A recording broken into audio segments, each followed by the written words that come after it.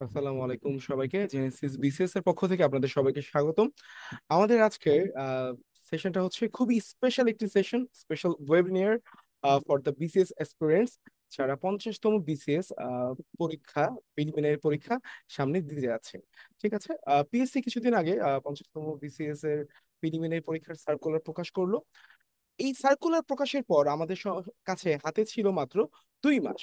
ওকে, এই 2 মাসে মানে জানুয়ারিতে যদি প্রিলিমিনারি পরীক্ষা হয়, এই 2 মাসে কিভাবে সম্পূর্ণ প্রিপারেশন নিয়ে একটা মানুষ বিসিএস দিতে পারবে, এটা নিয়ে সবার মধ্যে একটা জল্পনা কল্পনা বিরাজ করছে।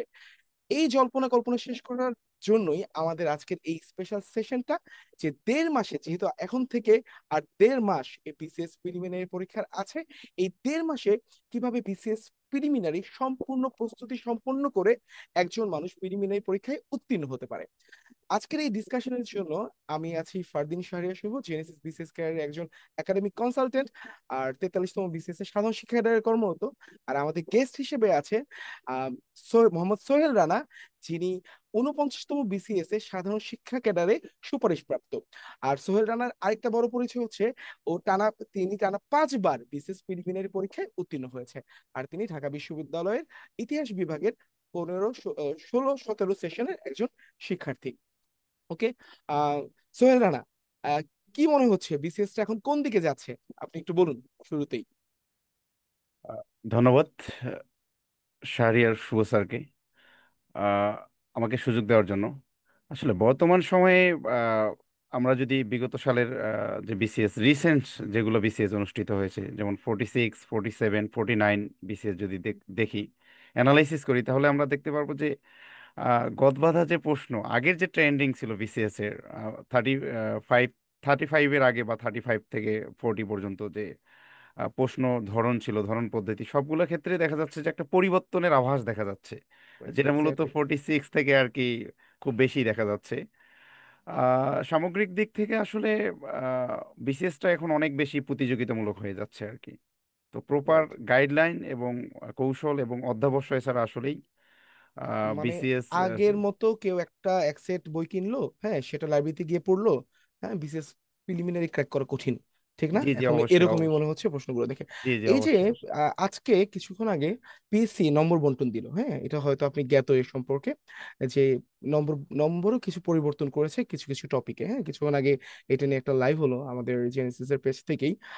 আপনি একটু বলেন এই নম্বর পরিবর্তনটাকে আপনি কিভাবে দেখছেন? যেমন বাংলাদেশে আপনার 5 নাম্বার কমেছে, ঠিক আছে, আন্তর্জাতিকে 5 বেড়েছে, নৈতিকতা মূল্যবোধে আগে ছিল 10, এখন 15 হয়েছে, বাংলা আর ইংরেজিতে 5 5 করে কমলো, এই যে নাম্বারের বন্টনটা আছে। আপনার মত মত কি? এটা কি আহ, ভালো হলো না কেমন হলো, বলেন তো। আচ্ছা, এই বিসিএস এর যে সিলেবাস প্রণয়ন, এটাকে আসলে পিএসসি সবসময় নতুন যে কমিশন আসার পর থেকেই তারা বলতেছে যে বাংলাদেশের যে কনসার্নগুলো, এটাকে অ্যাড্রেস করার জন্য মূলত সিলেবাসটাকে যুগোপযোগী করার লক্ষ্যেই মূলত এই সিলেবাস।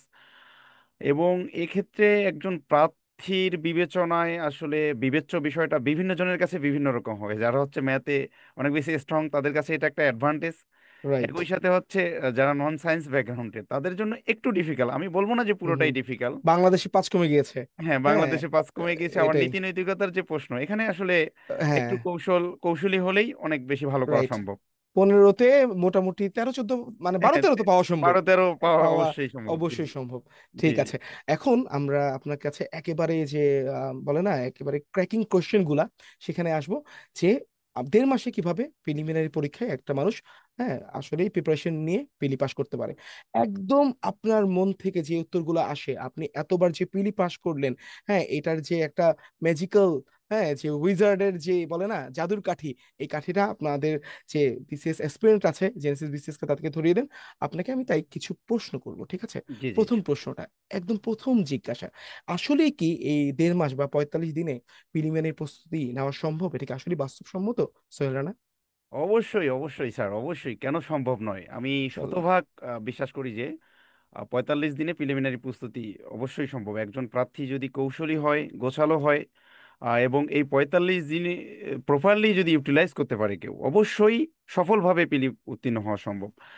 আমরা সাধারণত বিসিএস প্রিলিমিনারি পরীক্ষা সহ চাকরির যে পরীক্ষাগুলো এগুলোতে আসলে একাডেমিক ভাবে সময় নিয়ে চিন্তা করলে হবে না। একাডেমিকে যে আমরা সময় পাই 2 বছর 5 বছর 4 বছরে অনার্স করি, এভাবে তো আর আসলে চাকরির প্রস্তুতিটা হয় না। চাকরির প্রস্তুতিটা আসলে আমাদের সেই প্রাথমিক থেকে শুরু করে আমরা যে বিশ্ববিদ্যালয়ে অনার্স বা মাস্টার সম্পন্ন করছি, যে যে বিষয়ে করি না কেন, আমাদের সামগ্রিক একটা প্রস্তুতি হচ্ছে এই প্রিলিমিনারি প্রস্তুতির একটা রাইট। প্রস্তুতি বলতে পারি।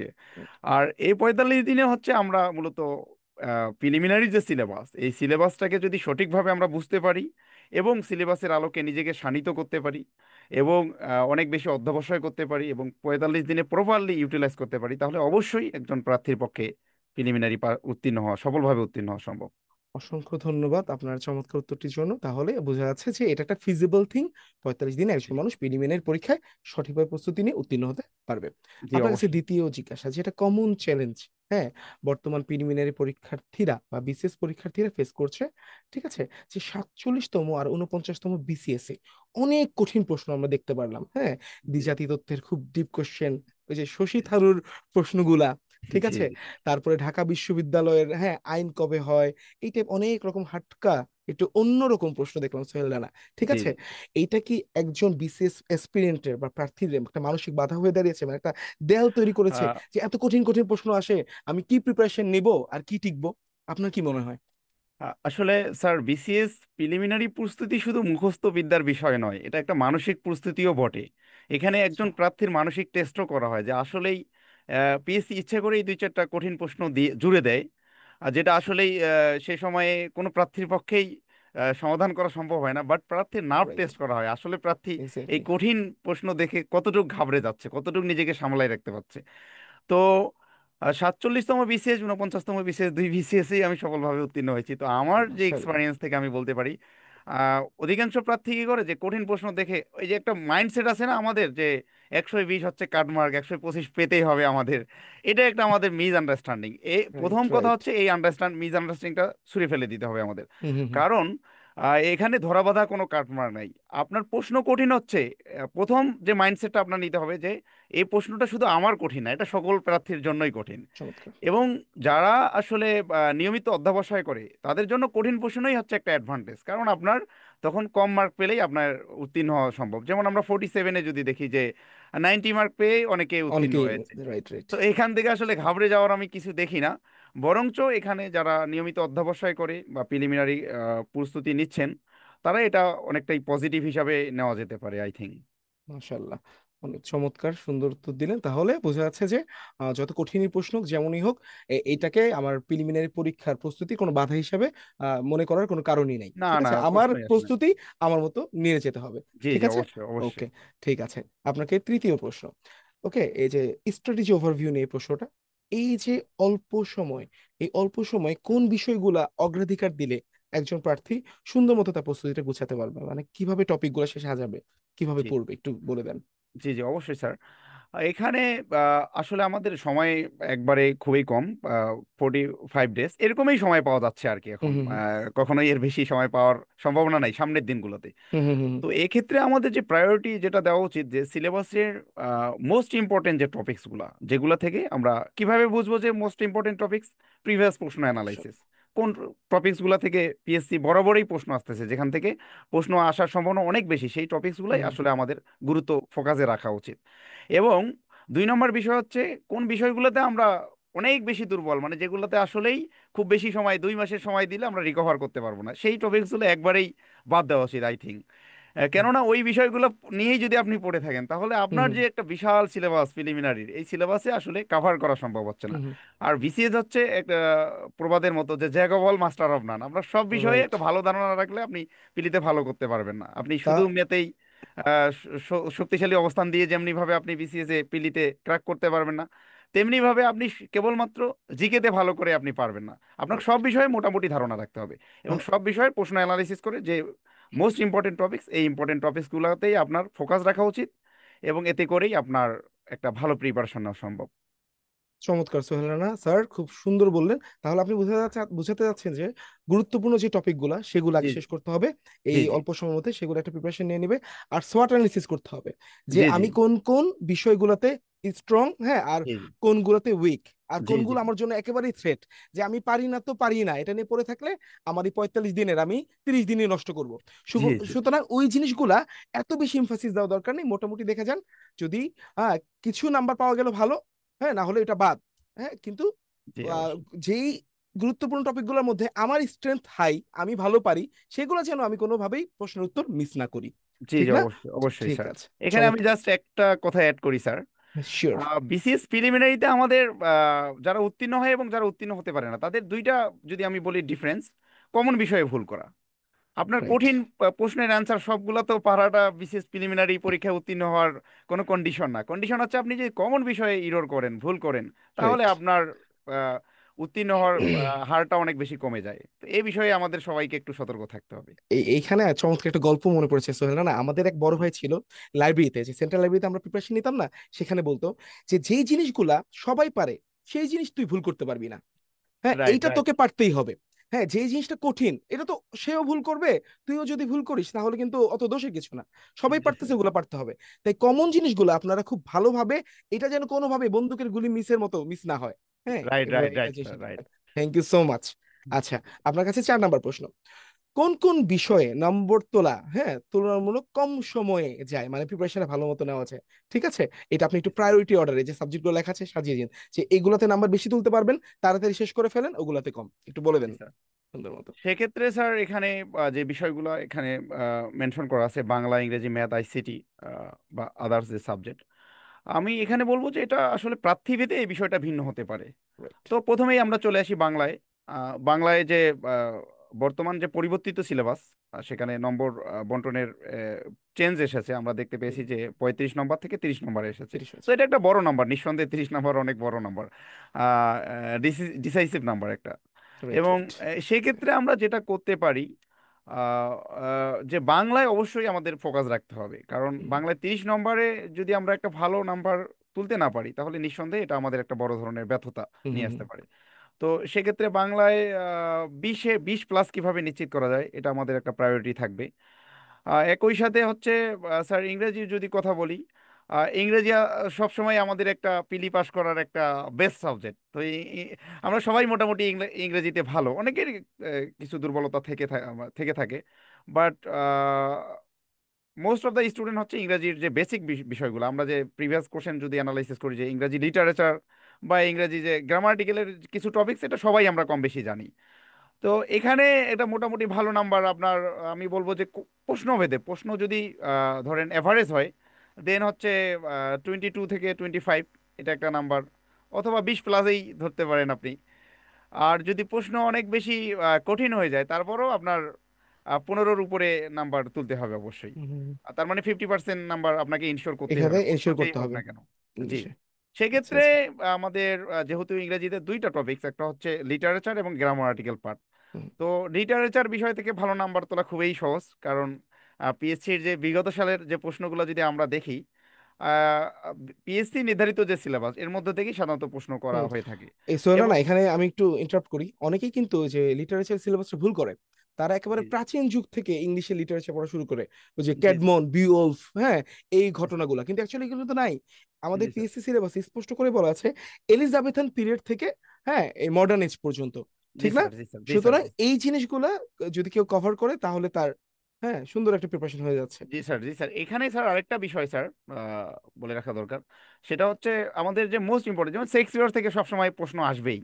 জি, জি। তো এইরকম বিভিন্ন গুরুত্বপূর্ণ, যেমন রোমান্টিক পিরিয়ডে আমরা যখন পড়বো, উইলিয়াম উডস্টুর থেকে শুরু করে, হুম। পার্সি বিশি শেলি থেকে শুরু করে জন কিটস, এদের সম্পর্কে না জানলেই নয়। এই বিষয়গুলো আমরা একটু প্রায়োরিটি দেবো। Right, right. আহ, এটা কভার করতে পারলে আশা করি যে ইংরেজিতে একটা ভালো নাম্বার তোলা সম্ভব। দেন আম, এ- সাধারণ জ্ঞানগুলো নিয়ে বলেন, এইখান থেকে কি নাম্বার তোলা সম্ভব না? আমার কাছে তো মনে হয় সাধারণ জ্ঞান খুব বিশাল একটা ওয়েট ক্যারি করে। হ্যাঁ, হ্যাঁ বাংলাদেশ, অবশ্য। আন্তর্জাতিক ভূগোল, হ্যাঁ, হ্যাঁ নৈতিকতা স্যার, মূল্যবোধও তো সাধারণ একটা জ্ঞানে সাধারণ স্যার, জ্ঞানই লাগে। সাধারণ জ্ঞানে প্রিলিমিনারি 25% কোশ্চেন, 200 মার্কের মাশাআল্লাহ। মধ্যে 50 নম্বর, টোয়েন্টি ফাইভ আচ্ছা, পার্সেন্ট আপনি চিন্তা করেন। তাহলে সাধারণ জ্ঞানে যার প্রিপারেশন ভালো, সে মোটামুটি এই বিসিএস এর প্রিলিমিনারি খেলায় অনেকটা এগিয়ে গেল। 25% আপনি বলতেছেন জি জিকে স্যার। থেকে আসে। জি হ্যাঁ, স্যার। তাহলে জিকেতে যে ভালো, সে বিসিএস এর প্রিলিমিনারি মোটামুটি হ্যাঁ ক্র্যাক স্যার করে ফেলবে 20, এটা। আপনি যদি ওভারঅল টপিকস বিবেচনা অ্যানালাইসিস হ্যাঁ, করেন, নট 25%, তার থেকে বেশি। কারণ আপনি তার যদি থেকে বেশি। ভূগোলকে বলেন, ভূগোল তো হ্যাঁ, সাধারণ জ্ঞানেরই ভূগোল তো একটা পার্ট। সাধারণ জ্ঞানী। নীতি তাহলে ওই হিসাবে নৈতিকতাকে বলেন, সেটাও সাধারণ আমি জ্ঞানের একটা আমি পার্ট। তাহলে 35% করে দিই, 35% আপনার থাকে সাধারণ জ্ঞান থেকে। জি স্যার, জি ঠিক আছে, স্যার। জি যেখানে স্যার। আপনি ধরেন আগে ছিল কত, 60, আর জি এখন স্যার। 75 নাম্বার আপনার ওই জি স্যার। নৈতিকতা সহ সাধারণ জ্ঞানের। জি তাহলে স্যার। বুঝতে পারতেছে সাধারণ জ্ঞান যদি কেউ ভালো মতো প্রিপারেশন নেয়, সোহেল রানা স্যার এটা বলা যেতে পারে তার জি স্যার। বিসিএস প্রিলিমিনারি প্রিপারেশন চমৎকার একটা পর্যায়ে চলে গিয়েছে, ঠিক না? জি স্যার, আমার আহ নিজের জীবন থেকেই যদি বলি স্যার, আমার হ্যাঁ, হ্যাঁ, হ্যাঁ, পিলিতে যে 5 বার, 5বারই আমার পিলি দেওয়ার সুযোগ হয়েছিল, 5বারই আলহামদুলিল্লাহ উত্তীর্ণ হয়েছি। তো এটার একটা স্ট্রং ব্যাকগ্রাউন্ড ছিল, আমার হচ্ছে সাধারণ জ্ঞান, কমফোর্ট জোন ছিল, সেম গোস ফর যেটাতে মি। আমার খুব মিস্টেক হইতো আমার আর কি। ওই 40 থেকে 47 পর্যন্ত 7 বার পেলিটিকার পেছনে জি সবচেয়ে বড় স্যার। যে রহস্য এটা হচ্ছে সাধারণ জ্ঞান। হ্যাঁ, জি স্যার। একবার সোহেলা না এমন ঘটনা ঘটেছিল, আমি 30-এ 30 পেয়েছিলাম। ওই বাংলাদেশে তখন আচ্ছা, তিরিশে আচ্ছা। তিরিশ তো না, হ্যাঁ, 30-এ 30 রাইট।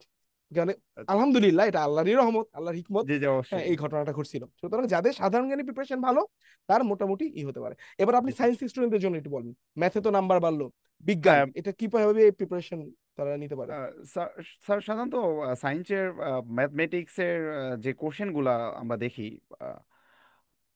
47-এও যদি দেখি, যেখানে সব থেকে কঠিন, বিগত সময়ের মধ্যে সব থেকে হুম, হুম, কঠিন হুম, যে হুম, প্রশ্ন, সেখানেও কিন্তু ম্যাথের প্রশ্ন এভারেজ ছিল।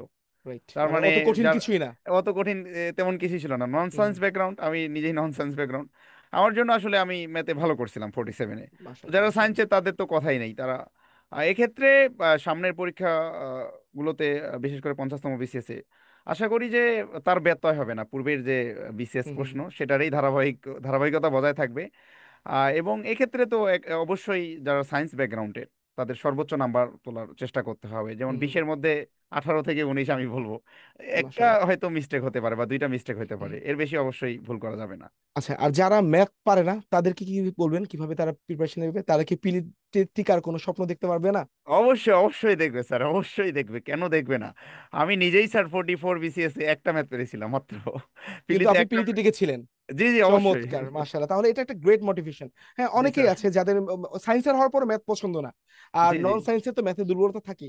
তো ম্যাথ যদি কারো পছন্দ না হয়, করতে মন না চায়, আর ম্যাথ কম পারেন, তারাও পিতে টিকতে পারবেন। আসলে এখানে অবশ্যই, 200 নাম্বারে খেলে, ম্যাথে এখন 20, মানে জি স্যার। 180 থাকে ম্যাথ বাদে। জি ঠিক আছে, স্যার। এই জি স্যার। 180-তে আপনি 120 তোলেন।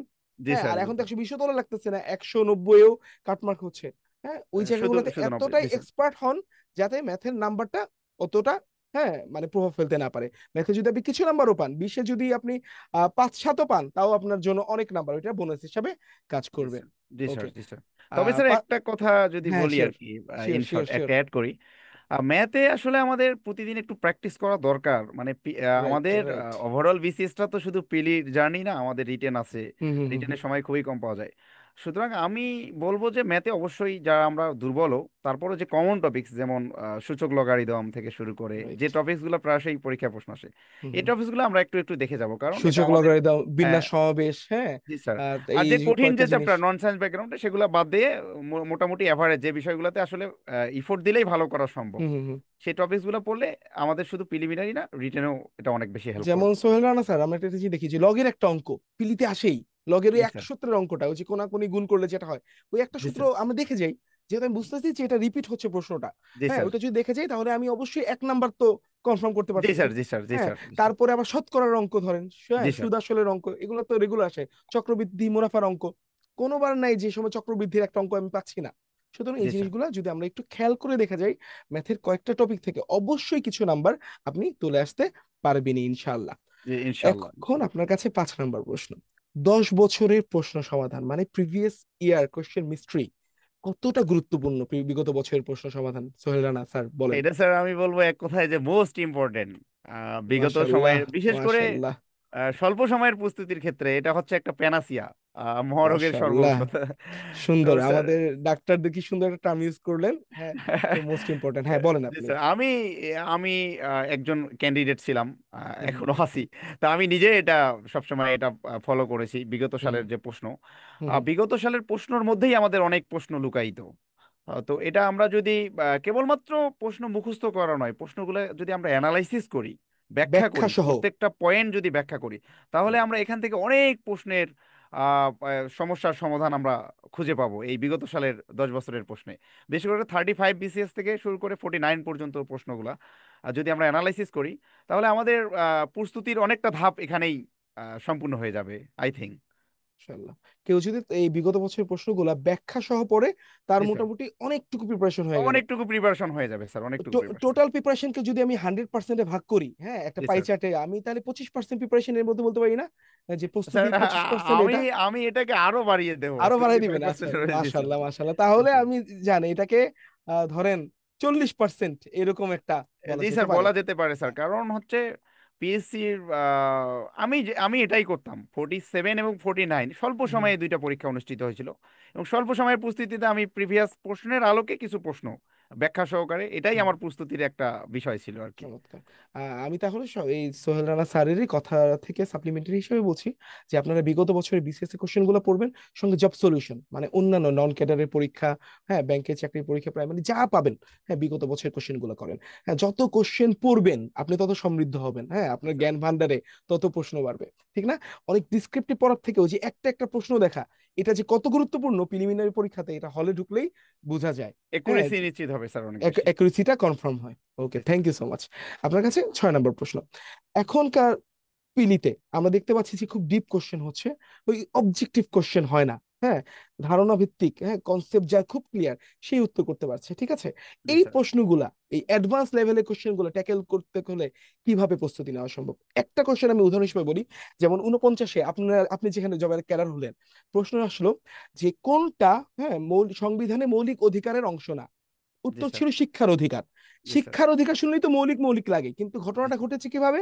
হ্যাঁ, আহ 26 থেকে 47 পর্যন্ত অনুচ্ছেদগুলো মৌলিক অধিকারের অংশ। জি স্যার। শিক্ষা হচ্ছে, হ্যাঁ, প্রজাতন্ত্রের অংশ, ঠিক আছে, জি স্যার। দ্বিতীয় ধাপে। এইখানে কিন্তু যে যদি সংবিধানের বিভাগগুলো ভাগগুলো না জানে, সে কিন্তু উত্তর করতে পারে নাই, জি ঠিক না? স্যার। জি সুতরাং স্যার। এইরকম কঠিন কোশ্চেন আসলে কিভাবে ট্যাকেল দিবে? সোহেল রানা স্যার, আপনি বলেন। স্যার এখনকার যারা ক্যান্ডিডেট, আই থিঙ্ক তারা একটা বিষয় শিখেই আসতেছে, সৃজনশীল পদ্ধতি। তো মুখস্থ বিদ্যার আসলে দিন শেষ, এটা আমরা যারা রাইট। সৃজনশীল শিক্ষার্থী তারা মোটামুটি ভালোই জানি। তো এখন বিসিএস পিএসসি যেটা করতে যাচ্ছে, যে শুধুমাত্র মুখস্থ বিদ্যা নয়, একজন প্রার্থী ধারণা ভিত্তিক যে কনসেপ্ট ক্লিয়ার আছে কিনা কোনো বিষয়ে, বা আহ, উপস্থিত বুদ্ধিকে কাজে লাগিয়ে কিভাবে আসলে প্রশ্নের অ্যান্সার করতে পারতেছে। তো এই ধরনের প্রশ্নের ক্ষেত্রে আমরা বেসিক কনসেপ্ট ক্লিয়ার থাকা খুবই জরুরি। আমরা কতটুকু পড়তেছি তার থেকে গুরুত্বপূর্ণ কোয়ালিটি ইনশোর করতেছি কিনা, কোয়ান্টিটি থেকে এখানে কোয়ালিটি রাইট ইনশোরটা আই রাইট থিঙ্ক রাইট। বেশি ফোকাস রাখা উচিত আর কি। যেটাই পড়বো সেটা বুঝে পড়তেছি কিনা।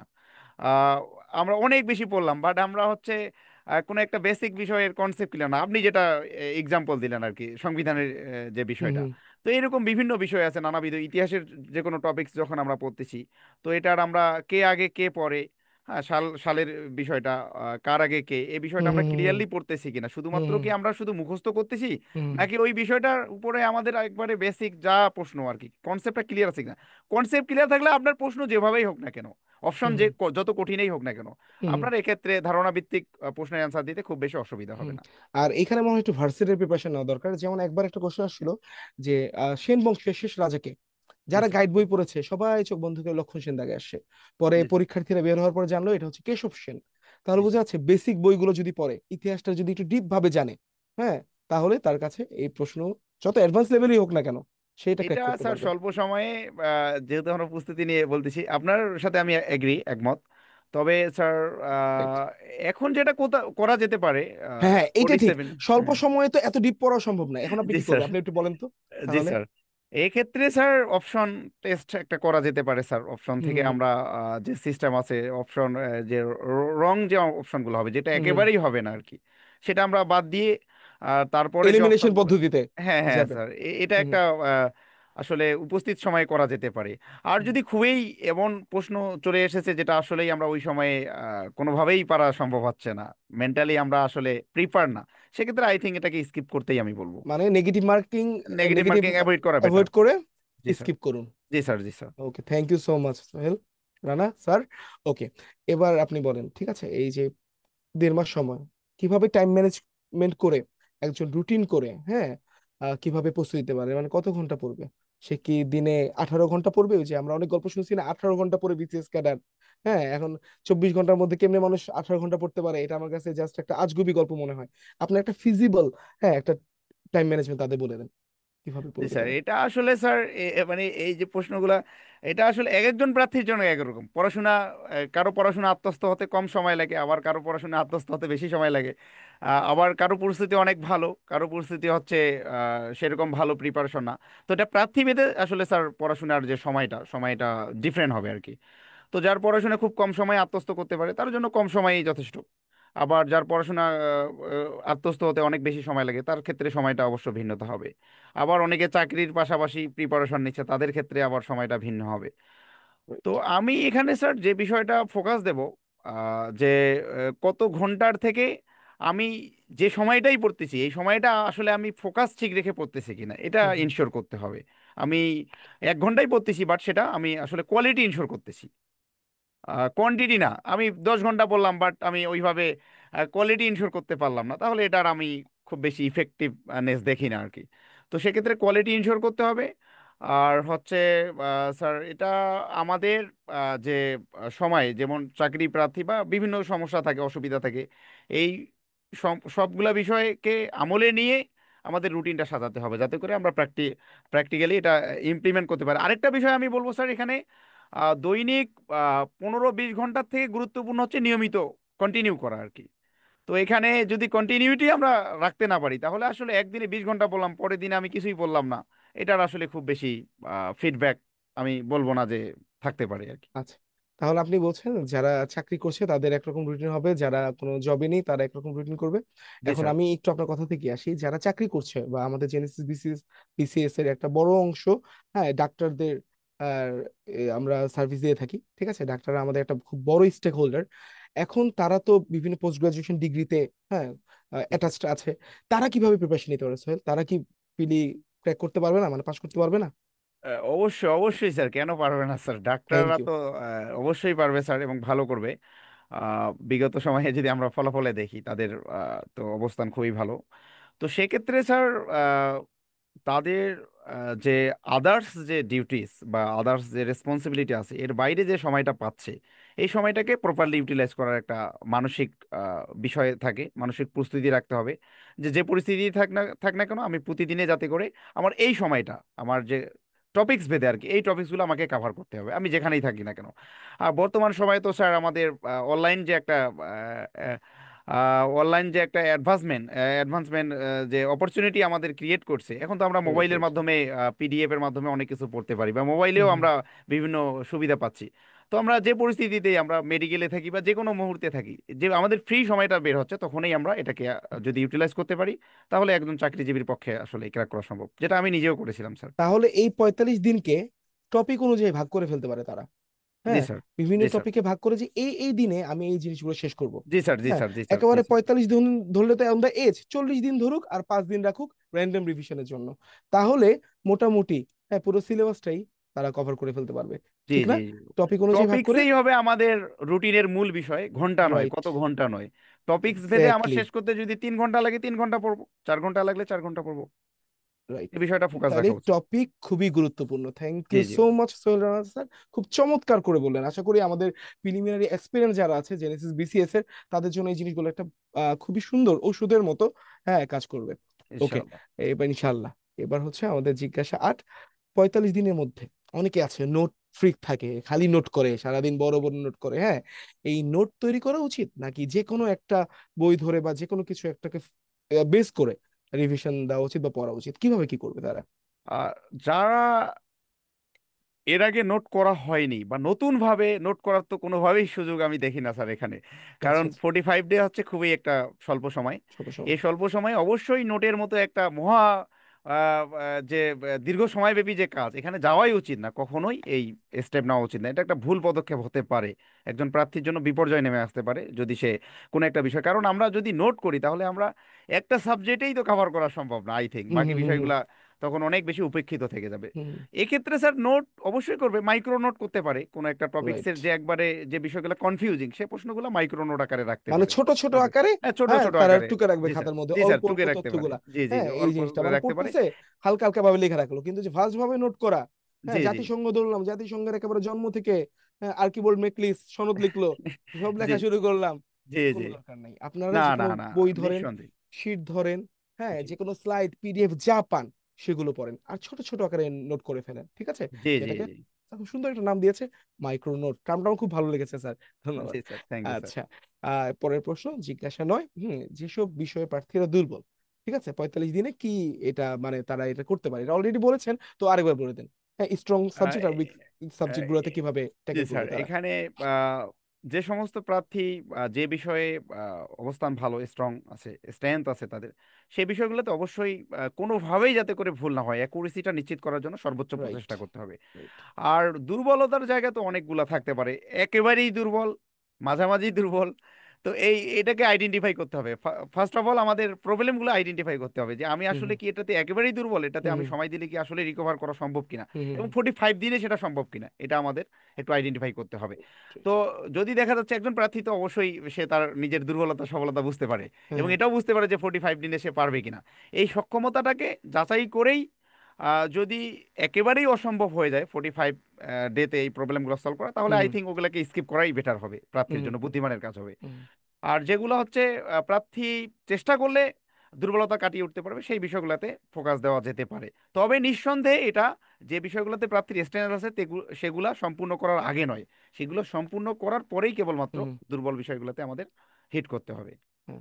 চলো না, ভাই স্যার আমি একটু টিপস দেই, ঠিক আছে? জি হ্যাঁ জি, আমার কাছে শিওর মনে হয় শিওর। এই কথা না বললে আমার নিজের কাছে খুব পাপি পাপি লাগবে, যেটা আমি কেন বলে গেলাম না আমার ভাই বোনদের। সেটা হচ্ছে, যারা যে দিকে স্ট্রং, মানে আপনার একটা হেড স্টার্ট আছে, যে আমরা আগে টেম্পল রান একটা গেম খেলতাম না মোবাইলের মধ্যে, ওইখানে জি মাঝে মধ্যে হেড স্টার্ট পাওয়া যেত, মানে অলরেডি আমাকে অনেক আগানো। যেমন আমরা একটু ডিসকাস করলাম কি আমরা জিকেতে ভালো, আপনি আর আমি ধরেন, জি জি হ্যাঁ তার মানে কি মুখস্থ বিদ্যায় ভালো। আমার যে ডাক্তার ভাই বোনরা আছে, বা যারা হ্যাঁ মনে করেন মানবিক শাখার আছে, হ্যাঁ ব্যবসা আছে, অনেকে মুখস্থ বিদ্যা ভালো থাকে।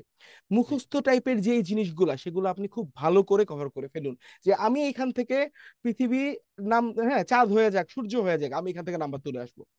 এইটা আপনি সবার আগে ইনশিওর করেন না, মানে আপনার স্ট্রং জোন কোনগুলা, হ্যাঁ জিকে বাংলা, হ্যাঁ তারপর হচ্ছে লিটারেচার, যে এগুলো মুখস্থ টাইপ, ওগুলোতে আপনি সবার আগে হিট করেন, ঠিক আছে? যার মুখস্থ বিদ্যা ভালো, এখান থেকে আমি নাম্বার মিস করতে পারবো না।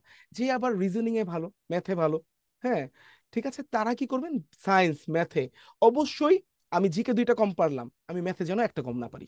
রাইট তো রাইট। যার যে দিকটা স্ট্রং, সে সেইখান থেকে কোনো মতেই হ্যাঁ নাম্বার মিস করতে পারবেন না। এটাই হচ্ছে জি জি, কথা, কমফোর্ট জোনে অবশ্যই করেছি শতভাগ নিশ্চিত করতে হবে। নিশ্চিত করতে হবে। জি এটাই হচ্ছে আমাদের ইন্ডাকশন। এ থেকে তো অবশ্যই কমফোর্ট জোনে আপনার একটা ভালো নাম্বার তুলবেনই। জি ওকে, জি আপনার কাছে এখন পরবর্তী প্রশ্ন, সেটা হচ্ছে যে এডুকেটেড গেস বা স্মার্ট গেসিং এটা কতটা গুরুত্বপূর্ণ? হ্যাঁ আমরা নেগেটিভ মার্কিংটাকে কিভাবে অমিট করে, ঠিক আছে, একটা এডুকেটেড গেসের দ্বারা, সব তো আর খুব একদম পারফেক্টলি পয়েন্টে আমার মনে থাকবে না। জি পরীক্ষার হলে এই জিনিসগুলো দিয়ে নাম্বার বাড়ানো স্যার একটা স্মার্টনেস, কিভাবে কি করতে পারে স্যার একটু বলেন তো, এই অপশন গুলা চেক করে জি। পরীক্ষার এক্ষেত্রে হলে। আমাদের প্রথম যেটা করতে হয়, প্রার্থী আসলে ঘাবড়ে যায় পরীক্ষার হলের একটা পরিবেশ এনভায়রনমেন্ট সব মিলে। আমাদের প্রশ্নটা আগে পড়তে হবে যে সেখানে হয় চেয়েছে না নয় চেয়েছে, প্রশ্নটা পড়া খুবই গুরুত্বপূর্ণ।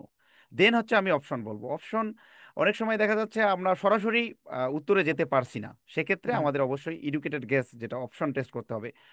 আমরা নেগেটিভ মার্কিং এর একটা বিষয় থাকে, আমরা ধরা যাচ্ছে যে অপশন যে চারটা আছে, চারটার মধ্যে চারটা বিষয়ে আমার কোনো ধারণা নেই, হুম সেক্ষেত্রে হুম তো হুম নিঃসন্দেহে আমি বলবো যে এখানে দাগানোর প্রশ্নই আসে না, কারণ আমাদের নেগেটিভ মার্কিংটা 0.50, এটা বিশাল একটা নেগেটিভ মার্কিং, তো সেক্ষেত্রে অবশ্যই আমরা দাগাবো না। বাট অপশন চারটার ক্ষেত্রে যদি দেখা যাচ্ছে যে দুইটা আমি পারতেছি, তিনটাও কাছাকাছি পারতেছি, দুইটা আমি প্রায় দুইটা অপশন সম্পর্কে আমার আইডিয়া একেবারেই ক্লিয়ার, এবং তিনটাতে গিয়ে কিছুটা হয়তো আইডিয়া আমার দুর্বল হয়ে যাচ্ছে আর কি, হুম হুম হুম সেক্ষেত্রে হুম। অবশ্যই বিসিএস পিলিতে তো আপনার যদি কেউ দুইটা অপশন সম্পর্কে ধারণা থাকে, আই থিঙ্ক দাগানোটাই মানে ঝুঁকি নেওয়াটাই তার জন্য শ্রেয় তার হবে। জন্য সেফ, মানে জি জি। এটা একটা মানে আহ, গুড রিস্ক। হ্যাঁ। স্যার এখানে একটা বিষয় বলি, অনেক প্রার্থী আছে দাগাতে চান না, এটাও কিন্তু একটা প্রার্থীর এটা একটা জন্য সমস্যা। একটা বড় হ্যাঁ, সমস্যা। একদম টাইটায় দাগায় আসে, পরে হয় জি কি, জি কাট মার্কে কমে চলে যায়। ঠিক জি আছে, জি, এইখানে দাগাতে হবে দাগাতে হবে। দাগাতে হবে, তুমি জি কিছু দিবে, হ্যাঁ আমি জি কিছু জি দিব, তারপরে আমার একটা, হ্যাঁ কিছু একটা আসবে। মানে জি মানে স্যার। পৃথিবীকে তুমি কিছু না দিলে পৃথিবী তোমার কি দিবে, দাওরি তো জি কিছু জি, রাখলা না। হ্যাঁ, সেটাই তো সেটাই। আপনার কিছু অ্যাটেম্প করে আসতে হবেই। জি জি হ্যাঁ, জি দাগায় আসবেন, তারপরে কেটে কুটে কিছু থাকবেই। যেমন জি জি, এইখানে আমি একটু বলি, আমি না খুব বেশি দাগাইতাম সোহেল রানা। হ্যাঁ, আমি আমারও সেম। আমি 200-তে 190-92 দেখানোর রেকর্ড আছে। যেটা বের আচ্ছা হওয়ার পরে আমার বন্ধু বান্ধব, হ্যাঁ বড় ভাই ছোট ভাইরা বলতো যে হ্যাঁ, পাগল নাকি আপনি, এতগুলো দেখাইছেন কেন? হ্যাঁ, এরকম প্রশ্ন আসলে শুনতে হয়েছে। কিন্তু না, আমি দেখানোর পরেও না কেটে আমার কখন এমনও হয়েছে, হ্যাঁ 150-র উপরে থাকছে, অনেক জি জি নেগেটিভ খাওয়ার এটাই। পরেও। তো আপনি আপনাকে প্রিপারেশনটা এমন পর্যায়ে নিয়ে যেতে হবে, হ্যাঁ যাতে আপনি দাগানোর পরেও, হ্যাঁ যাতে আপনার একটা নাম্বার থাকে। এরকম করেন না যে দাগাইছেনই 120, নেগেটিভ খাইলেন 30টা, হ্যাঁ পরে কাটমার্কে নিচে নেমে গেল, আপনার নাম্বার হয়ে গেল 80। হ্যাঁ, জি এরকম স্যার। করলে লস। ধরেন আপনার একটু অভিজ্ঞতা থেকে বলেন কি করা যায় আহ, তাই। এটা স্যার ওই যে আপনি যেটা বললেন আর কি, দাগাতে হবে অবশ্যই বেশি। কিন্তু আবার এত যেমন বেশিও দাগাইতে হবে না আমাদের না মতো। না না না না, সেটা তো হ্যাঁ। অবশ্যই, যে বিষয়টা সম্পর্কে আমার একেবারেই কোনো ধারণা নেই সেটা হুম তো হুম দাগানোর প্রশ্নই আসে না, কারণ ধারণা থেকে আমরা যেগুলা দাগাই সেগুলাতে নেগেটিভ মার্কিং হওয়ার সম্ভাবনাই অনেক বেশি থাকে।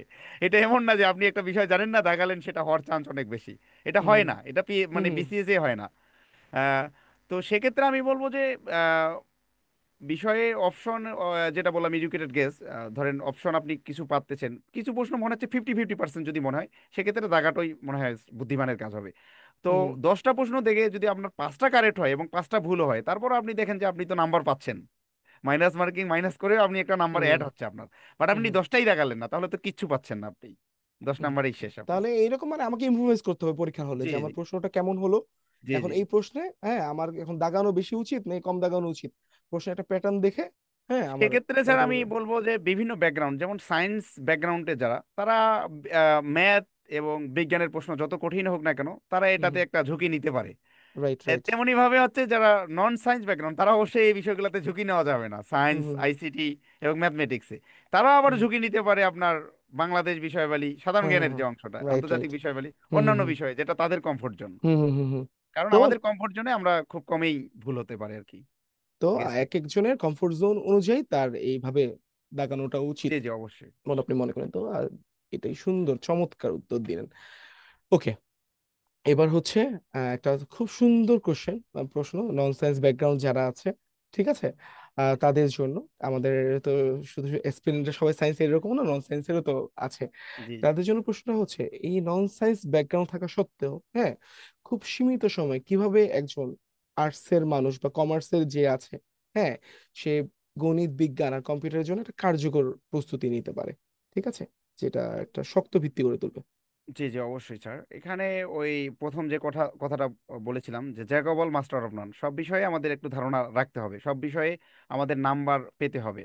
তো বিন্দু বিন্দু জল নিয়েই তো সিন্ধু হবে। এটার জন্য আমাদের সবগুলো বিষয়ে কিছু কিছু নাম্বার পাওয়া উচিত। সে নন সায়েন্স ব্যাকগ্রাউন্ড হোক বা সে সায়েন্সে দুর্বল হোক, যেই হোক না কেন, কিছু কিছু বিষয়ে তো নাম্বার পেতেই হবে।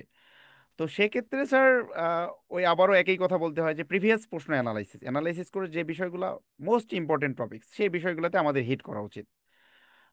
এবং সেক্ষেত্রে যেমন ম্যাথের আপনি বলছেন যে আপনার যে সূচক এবং লগারিদমের যে কমন যে বিষয় যেখান থেকে প্রশ্ন আসেই, প্রতিবারই আসেই, রাইট। সেই টপিকসগুলো আমাদের সেই টপিকসগুলোকে গুরুত্ব দিয়ে আমাদের একটা, আমরা চাইলে একটা রুটিন সাজাতে পারি, অথবা আমরা একটা নিজেদের মতো নোট করতে পারি, ছোট্ট নোট, যে কোন কোন টপিকসগুলো পড়বো। টপিকস ভিত্তিক নোট একটা হতে পারে, যে আমি বিজ্ঞানের হচ্ছে পুরো সিলেবাস না পড়ে, আমার যেহেতু বিজ্ঞান আমি দুর্বল, বা নন সায়েন্স হওয়ার কারণে আমি বুঝি না বিজ্ঞানের বিষয়গুলো, তো একেবারে যেগুলো হচ্ছে কমন বিজ্ঞান আর কি, যেমন রাইট। রোগ জীবাণু তত্ত্ব থেকে শুরু করে মুখস্থ যে হুম বিষয়গুলো হুম আর কি, হুম সেই বিষয়গুলো আমরা পড়তে পারি।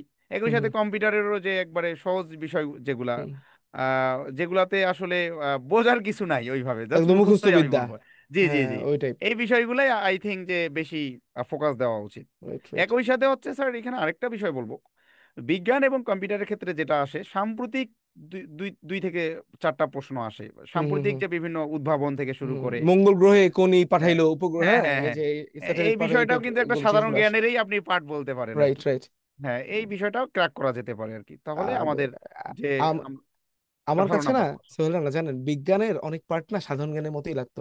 বলছে বলতে গেলে না যে বলে না, যার এই যে মুখস্থ বিদ্যা টাইপ, হ্যাঁ, জি। পড়াশোনা পছন্দ, তার জন্য বিসিএস প্রিলিমিনারি এটা খুব কঠিন কিছুই না। আসলেই আসলেই। জাস্ট একটু মনোযোগ দিয়ে পড়েন, হ্যাঁ, সোহেল রানা স্যার যেভাবে বললো টপিক গুলো একটু আলাদা করেন, দেখবেন আপনার অনেক পছন্দনীয় জিনিস এর মধ্যে পেয়ে যাচ্ছেন। ঠিক জি আছে, আমরা মনে করি আল্লাহ কি না কি কি যেন, হ্যাঁ, আমরা তো হয়তো দেখিই নাই জিনিসটা যে এটা আমারই পড়া ছিল, আগের পড়া জিনিস, হ্যাঁ, বিসিএস এর প্রিলিমিনারি পরীক্ষা সিলেবাসে আছে। সুতরাং আপনারা জিনিসগুলো আগে দেখেন, তারপর ডিসাইড করবেন যে জিনিসটা আসলে খুব কঠিন কিনা। কোনো কিচ্ছুই না, হ্যাঁ, একজন ডাক্তারের কাছে, ইঞ্জিনিয়ারের কাছে, হ্যাঁ, বিশ্ববিদ্যালয়ের গ্রাজুয়েটের কাছে এগুলো কিচ্ছু না, এটা সহজ জি জিনিস। হ্যাঁ, আপনারা অবশ্যই পারবেন, এই সাহসটা নিয়ে প্রিলিমিনারি প্রস্তুতিটা নেন। ওকে, এখন দেখেন এই যে 45 দিনের রেফারেন্স বুক, এই বইগুলো সম্পর্কে সোহেল রানা স্যার আমাদের বলবেন, হ্যাঁ, জি।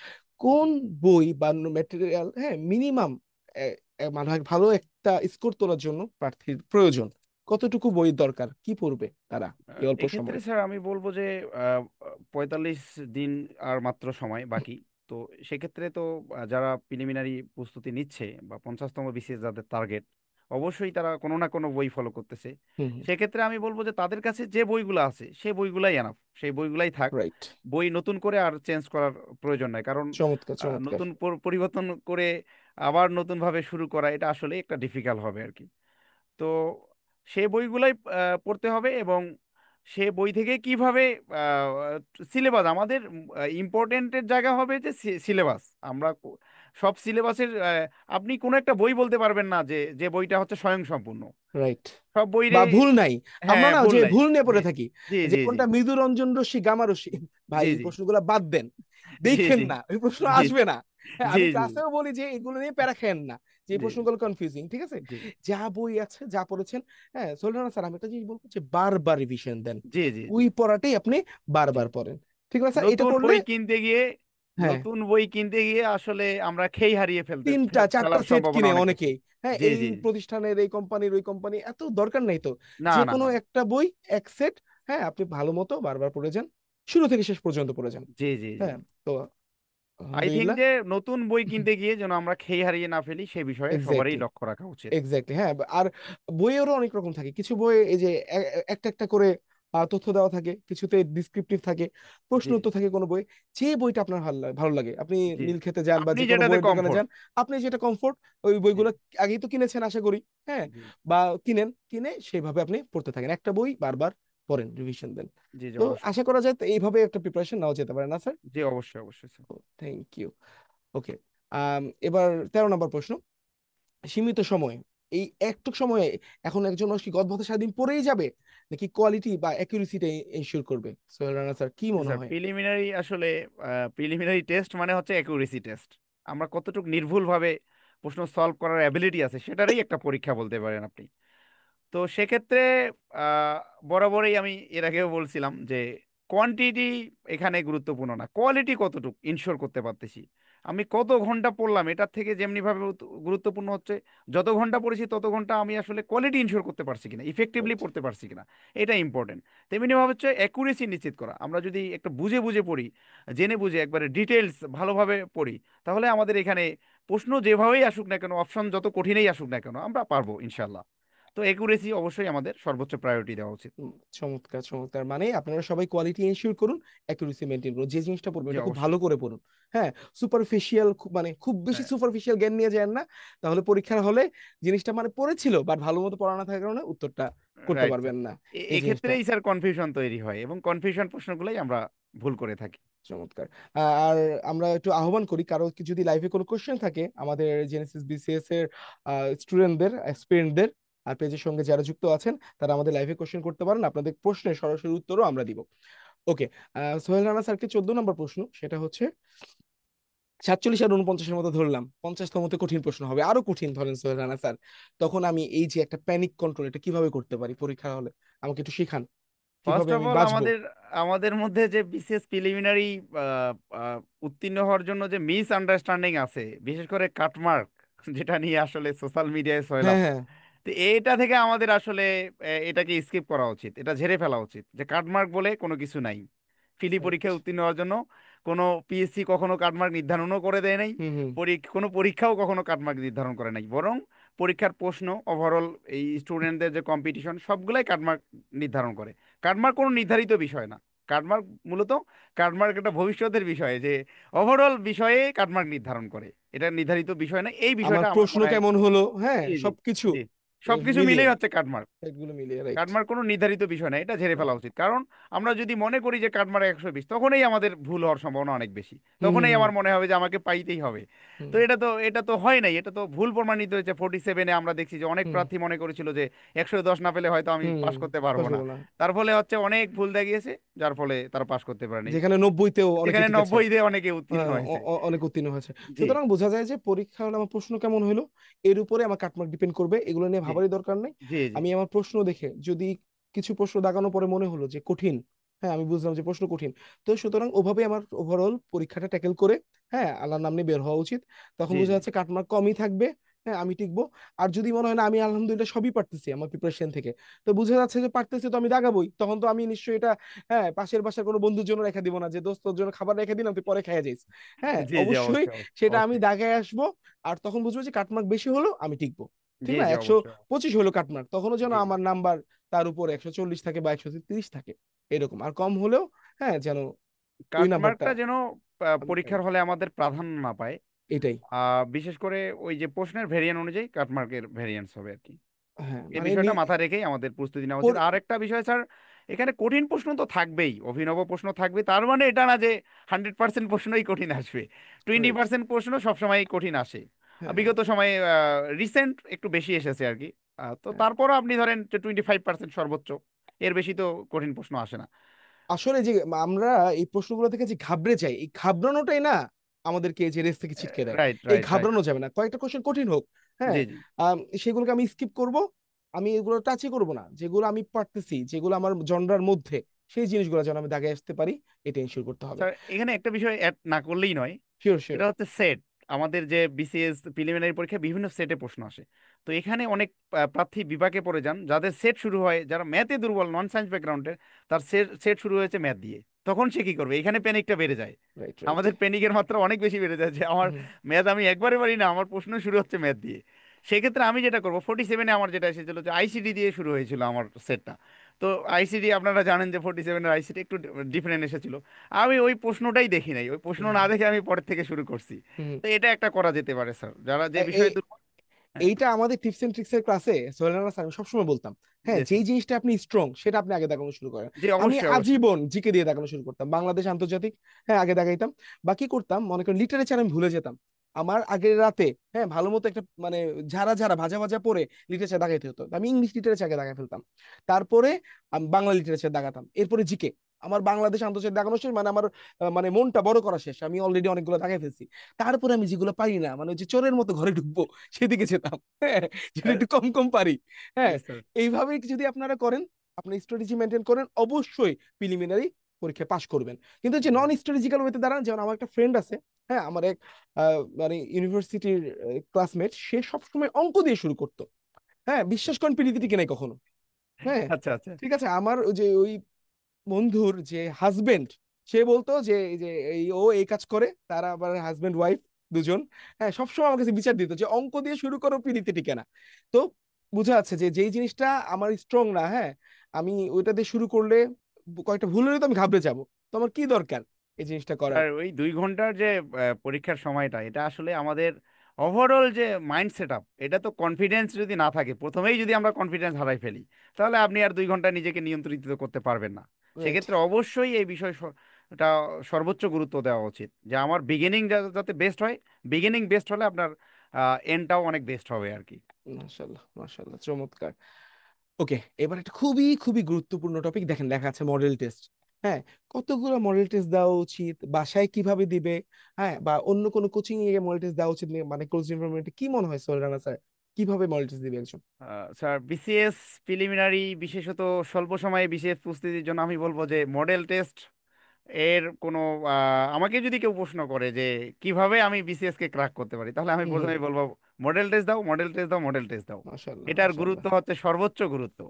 একজন প্রার্থীর যে 200 মার্কের প্রশ্ন, এটা কেবলমাত্র বিসিএস প্রিলিমিনারি পরীক্ষায় এই 200 মার্কের প্রশ্ন হয়, কোথাও কোনো চাকরির পরীক্ষায় 200 মার্কের পরীক্ষা দিতে হয় না। তো স্যার 200 মার্কের পরীক্ষা দেওয়া আমি কতটুক পারলাম তার থেকে বড় গুরুত্বপূর্ণ হচ্ছে আমি আসলে কতটুক এক্সপিরিয়েন্স এই 200 মার্কের পরীক্ষা দিতে। হুম তো এটার জন্য নিঃসন্দেহে আমাদের মক টেস্ট অনেক বেশি, মডেল টেস্ট দিতে হবে যত হুম বেশি সম্ভব। হুম। যদি সম্ভব হয়, কোনো প্রার্থীর অসুবিধা না হয়, আমি সাজেস্ট করবো প্রতিদিনই একটা করে মডেল টেস্ট প্র্যাকটিস করতে হবে মাশাল্লাহ। বাসায়। আর অবশ্যই পরীক্ষার আগে অফলাইনে অবশ্যই কয়েকটা মডেল টেস্ট দেওয়া উচিত। সেটা 5টা হতে পারে, 10টা হতে পারে, প্রার্থীর সব মিলে আর কি বিবেচনায় মানে প্রার্থীর। কয়েকটা পরীক্ষা একটা ক্লোজ এনভায়রনমেন্টে, মানে জি পিএসসি জি যেভাবে আমাদের একটা স্কুলে বসিয়ে পরীক্ষা নিবে জি জি ওভাবে যে জি কোনো জি একটা জায়গায় গিয়ে ওভাবে পরীক্ষা দেওয়া, জি জি, অবশ্যই। একদম মানে পরীক্ষার্থীদের সঙ্গে, হ্যাঁ, জি যাতে জি এই অভিজ্ঞতা তার তার হয়। জি হ্যাঁ জি, অবশ্যই। সোহেলানা স্যার, এখানে আমি একটা ছোট্ট অভিজ্ঞতা শেয়ার করি আমার। আমি কি করতাম জানেন, বাজারে অনেক মডেল টেস্টের বই পাওয়া যায় না, আমি জি স্যার। তার মধ্যে থেকে একটা দুইটা কিনতাম, হ্যাঁ কম হলো একটা কিনতাম প্রতি প্রিলিমিনারি পরীক্ষার আগে। তারপরে আমার আম্মুকে দিয়ে, হ্যাঁ দেখেন এটা আমার মা আমাকে অবশ্যই সাহায্য করছে, আমার মায়ের এই মানে ধন্যবাদ দিয়ে করতে পারবো না, বলতাম আমাকে প্রশ্নগুলো দাগায় দেন। কিভাবে? আমি ম্যাথ বাদে সব দাগাইতে বলতাম, কারণ কি ওগুলো যে একবার দেখলেই পারা যায়, ম্যাথ তো করা লাগে, হ্যাঁ ম্যাথ জি বাদে জি বাকি সবগুলো দেখাতে বলতাম। ওই 170টা ওই ম্যাথ আর মানসিক দক্ষতা বাদে আমি কি করতাম জানেন, পৃষ্ঠা উল্টে উল্টে যেতাম, চোখ বুলে যেতাম, যত কোশ্চেন্স, হ্যাঁ আমার ব্রেনে তত একটা ইনফরমেশন, হ্যাঁ ওইটা দেখতাম। এইটা আমি কিভাবে জানছি জানেন, এখানে ওই যে ইন্ডিয়ার আইএএস ইউপিএসসি ওদের তো বিশাল ক্রেজ, হ্যাঁ আমি এই যে এই ভিডিওগুলো দেখতাম, এক আপা এরকম ইন্ডিয়াতে আইএএস অফিসার, সে বলতো যে প্রিলিম, তারা প্রিলিমিনারি বলে প্রিলিম, আর বলে মেইনস, হ্যাঁ রিটেনকে বলে মেইনস, ঠিক আছে, বলে প্রিলিম ক্র্যাক করা সবচেয়ে বড়ই হচ্ছে কোশ্চেন সলভ, যে যত কোশ্চেন সলভ করবে মানে জব সলিউশন মডেল টেস্ট এগুলো দিবে, সে প্রিলিমিনারি পরীক্ষা টিকার তত বেশি সামনে আগে যাবে। জি জি, সুতরাং আমি অবশ্যই। বিসিএস এক্সপিরিয়েন্স যারা আজকে আমাদের লাইফটা শুনতেছেন তাদের বলবো যে বেশি বেশি করে কোশ্চেন সলভ করেন, যত জব সলিউশনের প্রশ্ন আছে সলভ করেন, মডেল টেস্টে বাজারে যত বই আছে, হ্যাঁ আপনার কাউকে দিয়ে এরকম মা পারেন, বোন পারেন, ভাই পারেন, হাজবেন্ড ওয়াইফ, হ্যাঁ যাকে দিয়ে পারেন আপনারা দাগায় নেন, দাগে বাসে আছেন, হ্যাঁ মনে করেন অপারেশন থিয়েটার থেকে বেরোইছেন, হাসপাতালও আছেন, ওই মডেল টেস্টে গুলো দেখতে থাকেন। আমি কি করতাম জানেন, আমি যখন 40তম বিসিএস পিলিটি হ্যাঁ এরপরে আমার সিজিডিএফ এ চাকরি হয়ে যায়, আমি অফিসে এই এরকম একটা মডেল টেস্ট দাগানো বই নিয়ে যেতাম সোহেল রানা, জি আমি স্যার। সারাদিন কাজ করতাম আর ওই যে অফিসের মধ্যে ওইটা উল্টা উল্টা দেখতাম ওই কাজের ফাঁকে ফাঁকে, এইটা আচ্ছা, আমার যে কি উপকার করতো যে সোহেল আপনি যে স্যার। বিষয়গুলো শেয়ার করলেন এটা আমার সাথে অনেকটা মিল আছে আর কি। তো মাশাল্লাহ। আমি যদি 47-এর বিসিএস এর প্রশ্ন বলি, হ্যাঁ হ্যাঁ আর যেখানে চণ্ডীদাসের একটা বিখ্যাত উক্তি এসেছিল, অনেক কঠিন উক্তি, হ্যাঁ হ্যাঁ, যে এমন প্রীতি কহু নাই বান্ধায়। হুম হুম তো হুম, এই প্রশ্নটাই আমি পেরেছিলাম, কারণ আমি একটা মডেল টেস্ট করেছিলাম, ওই মডেল টেস্টে এই কোশ্চেনটা ছিল। মানে আর মাশাল্লাহ মাশাল্লাহ, ফর্চুনেটলি আর কি সেটা আমার কমন পড়ে যায়। মানে তো বোঝা যাচ্ছে আসলে এটা একটা প্রুভেন জিনিসটা, হ্যাঁ, প্রুফড জি জি জি, একেবারে আমি রিয়েল লাইফ থেকে বলতেছি। রিয়ালের থেকে, তো চমৎকার আসলে চমৎকার। আপনি যত বেশি মডেল টেস্ট করবেন আপনার অ্যাকুরেসি, মানে অ্যাকুরেসির লেভেল তত বেশি ইমপ্রুভ হবে। আপনি তখন রাইট, সারমেস করতে পারবেন, অনুমান করতে পারবেন, মানে আপনার আমি অ্যানালিটিক্যাল প্রশ্ন অ্যাবিলিটি দেখবো অনেক বেশি বাড়বে। অটোমেটিক উত্তরে আমার ওই যে হাতটা চলে যাবে, জি মানে জি কলমটা জি চলে যাবে, ব্যাপারটা জি জি এরকম। জি জি। এটাই আরেকটা বিষয় স্যার এখানে সময়ের একটা বিষয় থাকে। আপনি যত বেশি মডেল টেস্ট করবেন, স্বল্প সময়ে আপনি অধিক অ্যান্সার দেওয়ার যে অ্যাবিলিটি সেটাও আপনার তৈরি হবে। অর্জন করতে এটাও তো পারবেন। গুরুত্বপূর্ণ, আপনি রাইট। কতগুলো পারতেছেন। হুম হুম, টাইমিং তো আপনার 2 ঘন্টা। তো হুম, অনেকে টাইমিং এর কারণে তো ফেল হয়, পিছিয়ে যায়। 15-20টা দাগাইতে পারে হুম না, হুম। মূল মূল প্রশ্ন দাগাইতে পারে না। তো আপনি যত বেশি মডেল টেস্ট দিবেন আপনার টাইমিং বিষয়টা তত বেশি ভালো থাকবে আর কি।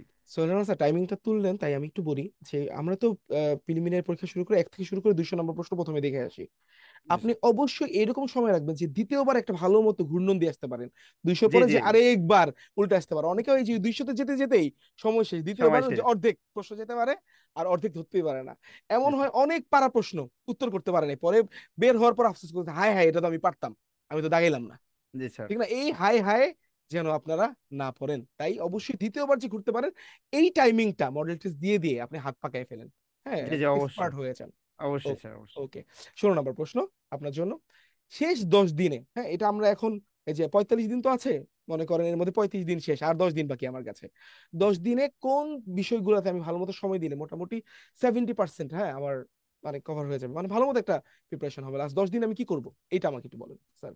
লাস্ট 10 দিনে স্যার আমাদের যে প্রস্তুতি, আমরা লাস্ট 10 দিন আগে যে বিষয়গুলো নিয়ে আমরা সিলেবাসের যে বিষয়গুলো আমরা পড়েছি, এই বিষয়গুলো থেকে আমরা হচ্ছে যে বিষয়গুলো নিয়ে আমাদের কোনো কনফিউশন নাই, যে বিষয়গুলো আমরা পারবো, সে বিষয়গুলো স্কিপ করে যে বিষয়গুলো হচ্ছে কনফিউজিং, বারবার বারবার পড়ার ফলেও সে বিষয়গুলো ভ্রান্তি থেকেই যাচ্ছে, মিস্টেক থেকেই হুম। যাচ্ছে। সো সেই বিষয়গুলো আমরা একটু আইডেন্টিফাই করতে পারি, আইডেন্টিফাই করে সেই বিষয়গুলো আরো একটু রিভাইজ দিতে পারি, বেশি বেশি হুম। রিভাইজ দিতে পারি। আর যে বিষয়গুলো আমাদের রিভাইজ দেওয়ার খুব বেশি প্রয়োজন না, আমি বলবো যে ওগুলা রিভাইজ দেওয়ার প্রয়োজন না।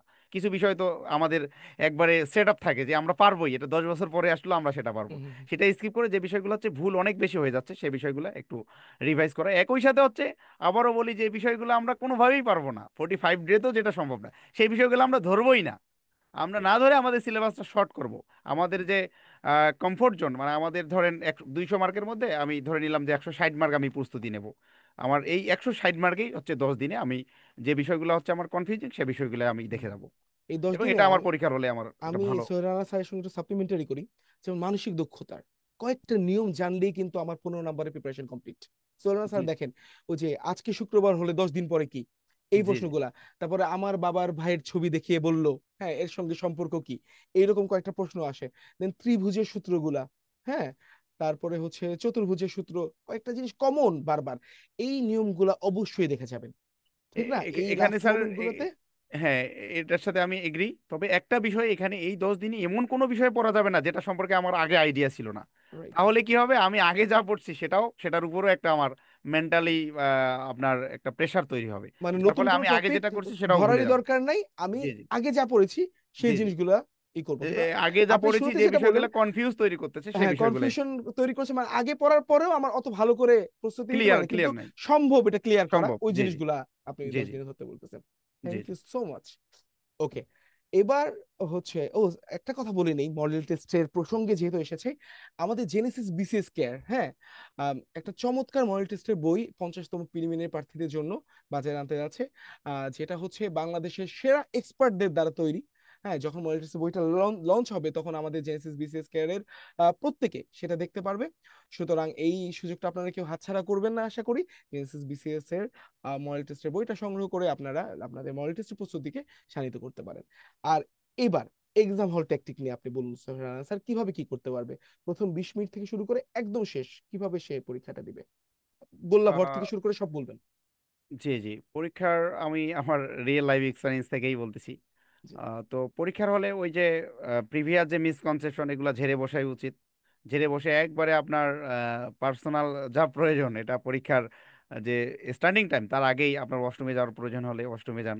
সবগুলো একবারে ক্লিয়ার করে বসেন, কারণ দেখা যায় অনেকে হচ্ছে আহ, পরীক্ষা এমন ভাবে পড়ছে, শর্ট সময়ে গেছে পরীক্ষার হলে 20 মিনিট বা 30 মিনিট আগে গিয়ে পরীক্ষার 1 ঘন্টা পর তার ওয়াশরুম প্রেশার আছে, এটা কিন্তু অনেক বেশি একটা তার জন্য হুম। ক্ষতিকর হবে। সে সবই ভালো পারে, বাট ইনভায়রনমেন্টটা সে আসলে নিতে পারে নাই। আর পরীক্ষার হলে বসার পর প্রশ্ন পাওয়ার পরেই প্রথমত হচ্ছে সেট কোডটা ভালোভাবে দাগানো উচিত, বা দাগানোর যে বিষয়গুলো থাকে এগুলো অবশ্যই নির্ভুলভাবে করা উচিত। কারণ এগুলা যদি কোনোভাবেই ভুল হয়ে যায়, এটা পরীক্ষার্থীদের ওই যে 2 ঘন্টার উপর একটা বড় ধরনের নেগেটিভ একটা ইম্প্যাক্ট তৈরি হয়ে যায়। তারপরে আমি যেটা বলবো যে আহ, যে বিষয়টা বলেছিলাম যে কমফোর্ট জোন, আপনার সেট কোডের প্রশ্নটা শুরু হচ্ছে কি দিয়ে, ম্যাথ দিয়ে শুরু হচ্ছে, আইসিটি দিয়ে শুরু হচ্ছে, না জিকে দিয়ে শুরু হচ্ছে। তো আপনি যেটা কমফোর্ট জোন সেটা থেকে শুরু করেন। এবং সেক্ষেত্রে আমি যেটা করতাম স্যার, আমি ব্যক্তিগতভাবে যেটা করতাম যে প্রশ্নে ওইখানে সাধারণত বলে দেওয়া থাকে, নির্দেশনাও থাকে যে প্রশ্নে দাগানো যাবে না। তো আহ, সেক্ষেত্রে যেটা করা যেতে পারে যে প্রশ্নটা দেখে আপনার অ্যান্সার স্ক্রিপ্টে ভরাট করা। অনেকে আবার ভিন্নতাও করতে পারে, মানে যার যেটা কমফোর্ট আর কি। হুম। আপনারা যখন মডেল দিয়ে দিবেন তখনই আপনারা বুঝতে পারবেন যে কোন বিষয়টা আপনার কমফোর্ট। হুম। আপনি কি প্রশ্নে দাগাবেন, না প্রশ্নে দাগে একবারে দাগাবেন, নাকি প্রশ্নের সাথে সাথেই অ্যান্সার স্ক্রিপ্টে দাগাবেন। আমি অবশ্য হুম। সাথে সাথেই দাগাতাম। হুম। তো এই বিষয়টা একটা হতে পারে। আর হচ্ছে যে বিষয়টা হচ্ছে ওই যে বিষয়গুলো আমি ভালো পারি 1 থেকে 200 পর্যন্ত, সেই বিষয়গুলো আমি খুব তাড়াতাড়ি 30 মিনিট, আমি যেটা করলাম 30 মিনিট 40 মিনিটের মধ্যে আমার রাইট। হচ্ছে 1 থেকে 200 নাম্বার প্রশ্ন দেখা শেষ, মানে দেখা যেগুলো আমি শেষ। কমফোর্ট জোন আর কি। রাইট, জি। চমৎকার। এবং প্রথমেই আসলে একুরেসি আমাদের ভালো থাকে, আমরা যেগুলো দাগাই সেগুলোতে 80% হওয়ার সম্ভাবনা হুম। অনেক হুম। বেশি হুম। থাকে। হুম। তো এটা এটা আসলে আমরা বলতে, এবং এখান থেকেই আমাদের একটা আইডিয়াও চলে আসবে যে আসলেই কাটমার্ক কেমন হতে পারে, প্রশ্ন আসলে কঠিন হয়েছে না করে না সহজ সহজ হয়েছে। হয়েছে, জি মানে প্রথম মানে চক্করটা জি দ্রুত স্যার। দিতে হবে ওই 200 মার্কের। জি জি স্যার, জি স্যার অবশ্যই। আচ্ছা। এক্ষেত্রে স্যার আমি আরেকটা পয়েন্ট অ্যাড করব। সেখানে যেগুলা হচ্ছে আমাদের একেবারেই আমরা পারবো না, একেবারেই পারবো না সেই প্রশ্নগুলো নিয়ে তো আমার বলার কিছু নাই। বাট যেগুলো আমরা পারবো, ধরেন আমি ফার্স্ট রাউন্ড দিলাম, সেকেন্ড রাউন্ডে যাতে করে ওই প্রশ্নগুলো আমি যেতে পারি, এই জন্য কোনোভাবে সিগনিফাই করা, দাগ দিয়ে রাখা দাগ গোল প্রশ্নটাতে, করে রাখা গোল প্রশ্নটাকে, করে রাখা, গোল করে এরকম একটা রাখা, কাজ, মানে রাইট। চিহ্নিত করে রাখা, হ্যাঁ, যাতে যাতে বুঝতে করে পারে যে আমরা। কনফিউজিং কোশ্চেন এগুলা, জি সেদিকে জি। আমি যেতে পারলাম। জি স্যার, আমার চমৎকার, কয়েকটা চমৎকার। বিসিএস পিলিতে এরকম হয়েছিল, আমার হুম, হুম, খুবই সহজ প্রশ্ন, আমি যেগুলো মনে করেছিলাম যে সেকেন্ড ধাপে দাগাবো, বাট আমি হুম, হুম। প্রশ্নগুলো দেখতেই পারি নাই। হ্যাঁ, পরে মানে পরীক্ষা গোল এ, টোল করা ছিল না, এজন্য জি জি, চোখের পরে মার্ক ইতে করা চলে ছিল গেছে। না, পরে পরীক্ষার শেষ করে এসে দেখতেছি যে আমি আসলে এই প্রশ্নগুলো অ্যান্সার করি নাই, এইটাই, যেটা এটাই। করলেই আমার আসলে হইতো। তো সুতরাং সবাই খুব মনোযোগ দিয়ে শুনুন যে অবশ্যই আপনারা যখন প্রথমে যাবেন, যেসব কোশ্চেন আপনার কনফিউশন আছে যে না আমি হয়তো পারতে পারি পরে দাগালে, সেগুলো আপনারা মার্ক করে যাবেন। হ্যাঁ, গোল জি দাগ জি দিন বা যেভাবে দাগ দিন মার্ক করে যাবেন। জি এখানে আমি অবশ্যই। একটু সোহেল রানা একটা জিনিস এক্সপিরিয়েন্স শেয়ার করি। আমি যেভাবে প্রশ্ন দাগাই, হ্যাঁ, মানে এটা পরীক্ষা হলে দাগাই, আমি এই যে প্রশ্নে দাগানো তো নিষেধ, কিন্তু আমি পেন্সিল দিয়ে আগে প্রশ্নে সব উত্তর দাগিয়ে ফেলি। ঠিক আছে, হ্যাঁ, এটা করা যেতে পারে। দাগানোর পরে, হ্যাঁ এটা করা যাবে না, এখানে আমরা আসবো না, আমি একটু বলি আমার এটা। আমি দাগিয়ে ফেলি, এরপর আমার দাগানোটা দেখে দেখে আমি গোল্লা ভরাট করি। এতে আমার কি হয়, আমার যে মনে করেন তখনও যদি কনফিউশন থাকে, দাগালাম খ কিন্তু পরে লাগছে ঘ, ওইরকম চেঞ্জও আমি করেছি, এমন আমার হয়েছে। আচ্ছা হ্যাঁ, আচ্ছা আচ্ছা। সুতরাং আমার কাছে মনে হয় এটা একটা ডাবল রাউন্ড যাওয়া যেতে পারে। জি জি জি এটা অবশ্যই। জাস্ট আমার ব্যক্তিগত মতামত, অনেকেই ম্যাক্সিমামই সরাসরি উত্তরে দাগাতেই কমফোর্ট ফিল করে। এইখানে আমি বলবো যার যেভাবে কমফোর্ট যেভাবে জোন, কমফোর্ট। জি দাগিয়ে যেভাবে আপনি আরাম পান, আয়েশ পান, সেইভাবে আপনি দাগান। আর এটা তাহলে সলিউশন কে দিতে পারবে? আমার মডেল টেস্ট পরীক্ষা, জি জি। বাসায় দেন বা যে কোনো একটা কোচিং এ বা যে কোনো জায়গাতেই দেন, ক্লোজড এনভায়রনমেন্টে দেন, হ্যাঁ বন্ধুদের সঙ্গে মিলেমিশে দেন, সেই মডেল টেস্ট পরীক্ষায় আপনার এই সমস্যাগুলোর সমাধান করতে পারবেন। সুতরাং আপনি আপনার যেভাবে সবচেয়ে বেস্ট আউটপুট দিতে পারছেন আপনি চেক করেন, ওভাবে আপনি পরীক্ষাটা দেন, ঠিক না? জি স্যার। তাহলেই আশা করা যায় একটা স্যার, ভালো রেজাল্ট এখানে হবে। একটা বিষয় অ্যাড করব, যে অবশ্যই। প্রিলিমিনারি পরীক্ষায় আমি মনে করি যে একজন প্রার্থীকে নিজেকে জানাটা খুব গুরুত্বপূর্ণ। সে রাইট। অন্ধ অনুকরণ নয়, আমরা যেটা বলতেছি হুম, হুম। সেটাই যে তার পলিসি হবে, বিষয়টা হ্যাঁ, মোটেও এরকম রাইট, না। সে একদম, আসলে কোন একদম। বিষয়টাতে ফিল করতেছে, সে কমফোর্টেবল কোন বিষয়টাতে, সেটাতেই তার ফলো করা উচিত, অন্ধ অনুকরণ নয়। আই থিঙ্ক এই বিষয়টা সবারই। যে নো ইয়োর সেলফ, হ্যাঁ ব্যাপারটা জি হচ্ছে জি। Know thyself by your এই সেলফ, যাই বলি এই বিষয়টাই এই ফলো করা জিনিসটাই উচিত, কারণ অন্ধ খুবই অনুকরণ গুরুত্বপূর্ণ। করতে গিয়ে হিতে বিপরীত হতে হুম, পারে। হুম, এক্স্যাক্টলি। এই যে এইখানে আমাদের জেনেসিস বিসিএস কেয়ারের মডেল টেস্ট প্রোগ্রাম তো আমাদের জেনেসিস বিসিএস এ আছে, তার সঙ্গে একটা পরীক্ষা আপনাদের জন্য সম্পূর্ণ ফ্রি। হ্যাঁ, জেনেসিসের প্রত্যাশা পরীক্ষা, সেই ফ্রি পরীক্ষাটা আপনারা কোনো পরীক্ষা না দেন, আমাদের এই ফ্রি পরীক্ষাটা এটা অফলাইনে অনুষ্ঠিত হবে। হ্যাঁ, বিসিএস পরীক্ষার আগেই সেখানে আপনারা অবশ্যই অংশগ্রহণ করবেন, আপনাদেরকে দাওয়াত রইলো। হ্যাঁ, আপনাদেরকে আমন্ত্রণ রইলো এটার জন্য। ঠিক আছে, এবার পরবর্তী প্রশ্ন। একেবারে প্রস্তুতি নেই আমার সোহেল রানা স্যার, ধরেন আমি জিরো, এখন আমি 45 দিনে কি পিডি পাস করতে পারবো? এটা সম্ভব? সত্যি ফিজিবলি উত্তর দিন আমাকে। আসলেই অসম্ভব বলবো না, অসম্ভব বলে পৃথিবীতে কোনো কথা নেই, অবশ্যই সম্ভব। কেউ যদি চমৎকার। নিবিড় অধ্যবসায় করে, যেমন 44তম বিসিএস আমার এপিআর দিয়ে বিসিএস ছিল, আমার হুম, রিয়েল হুম, লাইফ হুম। থেকে যদি বলি, প্রিপারেশন বলতে তেমন ভালো ছিল না।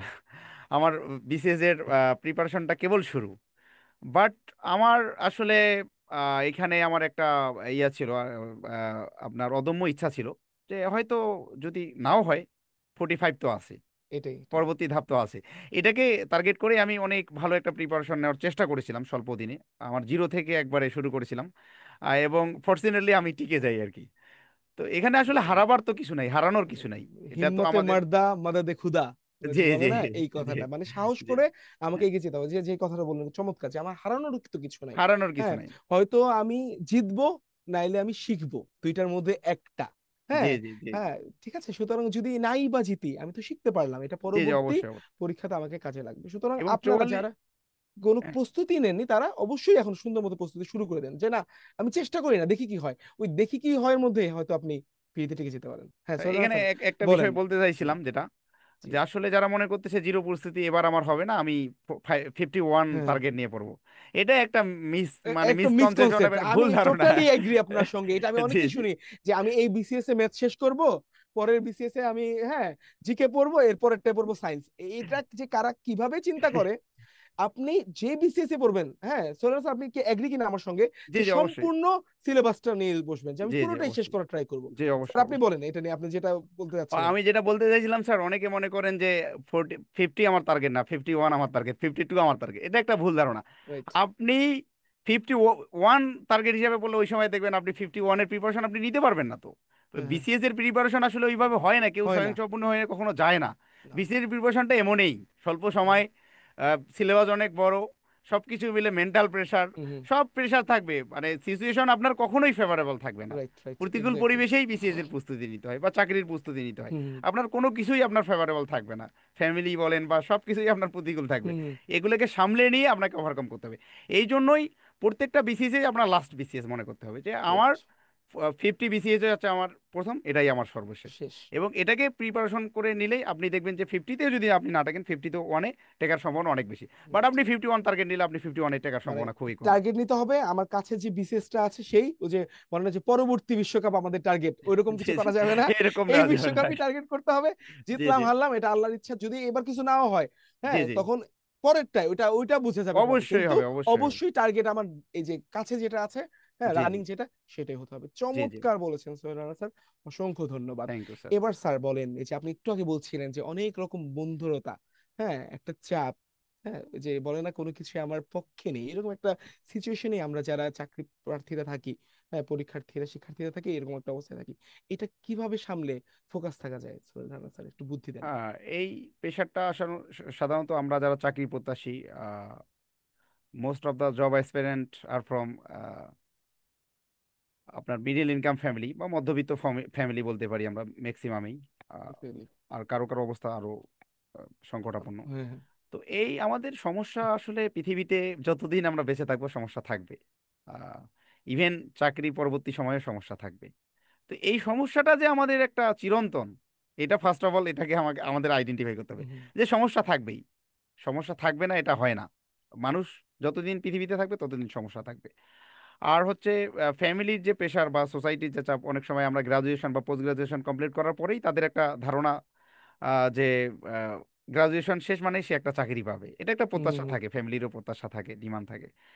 তো আহ, এটার সাথে আসলে আমি যেটা বলবো যে কনসেন্ট্রেশন ধরে রাখার একটা উপায় হচ্ছে যারা সাধারণত ইউনিভার্সিটি শেষ করে ঢাকাতে অবস্থান করতেছে বা শহরে, বিভাগীয় শহরে অবস্থান করতেছে, কম বাসা যাওয়ারই আমি বিষয়টা বলবো।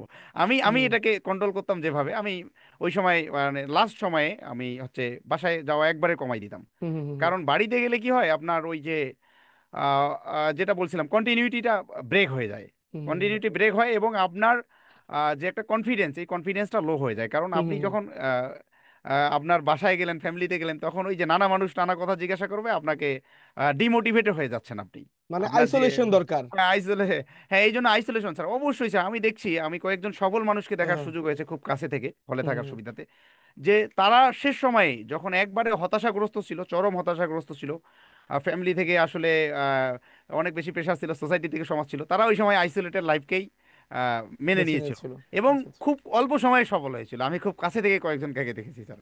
তো আই থিঙ্ক যে চমৎকার চাকরি চমৎকার। প্রত্যাশীদের যে একটা আহ, প্রতিকূল পরিবেশ, প্রতিকূল পরিবেশে টিকে থাকার জন্য আইসোলেশন যে একটা লাইফ, এটাকেই বেছে নেওয়া উচিত আই থিঙ্ক। অসংখ্য ধন্যবাদ, চমৎকার বললেন। আর এবং এই শেষ। সময়টা আমি স্যার এটা চ্যালেঞ্জ করে দিতে পারি, এই হ্যাঁ। সময়টা তাদের এই কষ্টটা, এই জার্নিটা খুব বেশি দিন দীর্ঘায়িত হবে না যদি তারা রাইট এটা রাইট। কঠোরভাবে মেনটেন করতে পারে। মেনটেন করতে পারে, মানে এই সময়টা অল্প থাকবে, তারপরে একটা সুন্দর জি সময় জি, তার অবশ্যই। জন্য নিশ্চয় অপেক্ষমান। কষ্টের পরে স্বস্তি রয়েছে, আল্লাহ তো বুঝতে আমাদের পেরেছি, প্রমিস হ্যাঁ আল্লাহ, করেছেন। আমাদের কোরআনের আয়াত এটা। জি হ্যাঁ স্যার। আলহামদুলিল্লাহ, চমৎকার বললেন। এখন ফাইনাল টেকওয়ে, শেষ প্রশ্ন। যারা গতবার খুব অল্পের জন্য প্রিলিমিনারিতে পাশ করতে পারেনি, মানে 47তম প্রিলিমিনারিতে, তাদের জন্য এই 45 দিনে একটা মানে পরামর্শ দিন, যে খুব অন দ্য এজ গিয়েছে তার, জি স্যার, এক্ষেত্রে তারা কি স্যার করতে পারে? তাদের পিলিতে প্রথম কথা হচ্ছে তাদের পিলিতে পাশের সম্ভাবনা অনেক বেশি, এই কনফিডেন্সটা তাদের মধ্যে থাকা হুম উচিত আই থিঙ্ক। 2 নম্বর যে বিষয়টা স্যার, যে আপনার কোন বিষয়ের কারণে, কোন দুর্বলতার কারণে, কোন সমস্যার কারণে আমি লাস্ট বিসিএস এ উত্তীর্ণ হইতে পারলাম না, এটা ফাইন্ড আউট করা দরকার। এই সমস্যাটা প্রকৃত অ্যাকচুয়াল যে প্রবলেমটা, এটা ফাইন্ড আউট করতে হবে আমাদের।